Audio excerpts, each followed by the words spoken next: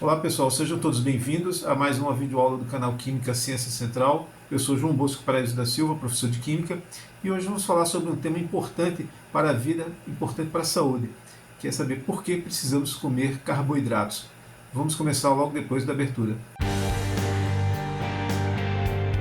Bem, inicialmente eu preparei aqui para vocês duas analogias que vão nos ajudar a entender melhor as razões químicas e bioquímicas pela qual precisamos comer carboidratos. Na primeira delas, vemos aqui um objeto que se encontra do lado de fora aqui dessa parede e com o passar do tempo, o que observamos é que ele está sistematicamente sendo deslocado para uma posição acima. E isso não é exatamente o que nós esperaríamos devido ao efeito da gravidade. Na verdade, nós esperaríamos que o efeito da gravidade tendesse a fazer com que esse objeto caísse. Porém, quando retiramos aqui essa parede aqui da frente, descobrimos que na verdade este objeto do lado de fora ele está conectado a um outro de massa muito maior que naturalmente, na medida que ele começa a cair, faz o efeito deste objeto que está do lado de fora subir. Então não existe mágica. Coisas que aparentemente vão contra as expectativas, existe uma razão física, uma razão química que explica, que justifica, sem milagres, o fenômeno aparentemente estranho observado. A segunda analogia que eu preparei diz respeito ao fato que nós sabemos que na nossa vida o dinheiro desempenha um papel importante. A partir dele é possível, por exemplo, você adquirir algo para si próprio ou para presentear uma pessoa que você gosta. Você pode, por exemplo, também realizar um sonho como a compra de um imóvel. Você pode fechar negócios com pessoas e empresas. Enfim, você pode realizar várias atividades diferentes na sociedade. Entretanto, nós sabemos que dinheiro não cai exatamente do céu.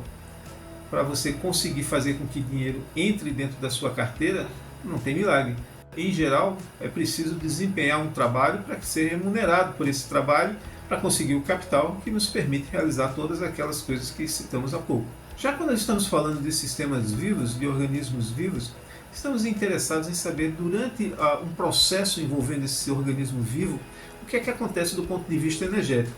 Ou seja, vamos estar interessados em estudar a chamada variação de energia livre de Gibbs, que ocorre dentro desses sistemas biológicos. Agora, nos organismos vivos, uma maneira de conseguir energia está associado a essa molécula chamada adenina, que é esse fragmento aqui. Isso aqui é uma ribose, né, um açúcar.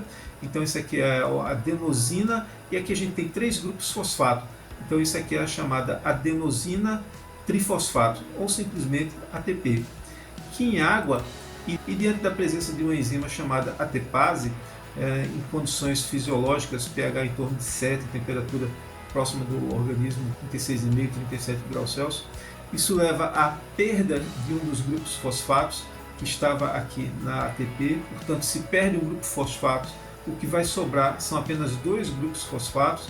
Então você tem aqui a formação da chamada adenosina difosfato, ou ADP. E esse processo, essa reação, ela ocorre com a liberação de 30 kJ por mol. E aqui, voltando a fazer uma revisão breve sobre a relação entre energia livre e processos, nós sabemos que os processos que são espontâneos são acompanhados de variações negativas na energia livre. Processos que não são espontâneos, estes têm uma variação positiva na energia livre. E os processos que estão em equilíbrio têm um ΔG igual a zero. Portanto, nessa reação, ao liberar 30 kJ de energia, tendo um ΔG negativo, então isso nos informa que essa reação, essa transformação de ATP em ADP é um processo espontâneo. Mas para que serve essa energia liberada? Bem, essa energia liberada serve para inúmeras funções nos organismos vivos. Por exemplo, ela possibilita que as bases nitrogenadas se juntem e formem o DNA. Ela pode ser utilizada para juntar fragmentos de aminoácidos para formar proteínas. Pode servir para a contração muscular, para a ativação de circuitos neuronais no cérebro, enfim, para a realização de vários trabalhos necessários associados à vida. E por essa razão costumamos pensar que o ATP é uma espécie de capital energético dos sistemas vivos. E agora, fazendo uma conexão com aquela analogia que fizemos antes, a questão é como obter esse ATP.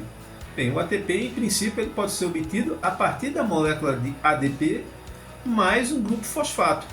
Isso produziria então essa molécula com 3 grupos fosfatos, o ATP, Porém, isso aqui envolveria a necessidade de um gasto de 30 kJ por mol. Ou seja, essa reação, do jeito que ela está escrita aqui da esquerda para a direita, ela não é uma reação espontânea.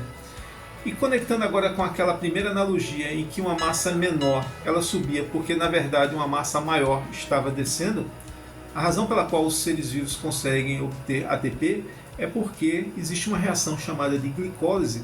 Glico do grego, que significa doce, e lise, que é quebra, então é a quebra do açúcar, a decomposição do açúcar. Isso ocorre quando glicose, que é uma molécula de carboidrato, ao reagir com esse agente oxidante, o NAD+, isso leva à formação da sua forma reduzida, o NADH, que é uma coenzima, e também a formação de piruvato, que é o ânion do ácido pirúvico. Observe que aqui o piruvato ele possui 3 átomos de carbono e 3 de oxigênio, que são justamente, vezes 2, são justamente esse C6 e esse O6. Então o piruvato é o produto da oxidação, da degradação do açúcar, né, da glicose. Então esses são os produtos dessa reação, e que é o mais interessante é observar que isso ocorre com a liberação, com uma variação de energia livre de Gibbs de menos 88 kJ por mol. O que significa que esse processo aqui é um processo espontâneo com a formação de ATP.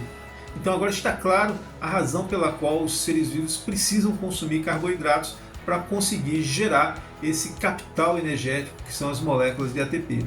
E os carboidratos estão presentes em diversos alimentos, como por exemplo nas massas que consumimos em macarrão, biscoitos e pães, no açúcar comum, que é a sacarose, que está presente, por exemplo, nos doces, na geleia, adicionamos a bebidas como por exemplo leite, café, nos sucos das frutas temos um outro carboidrato que é a frutose.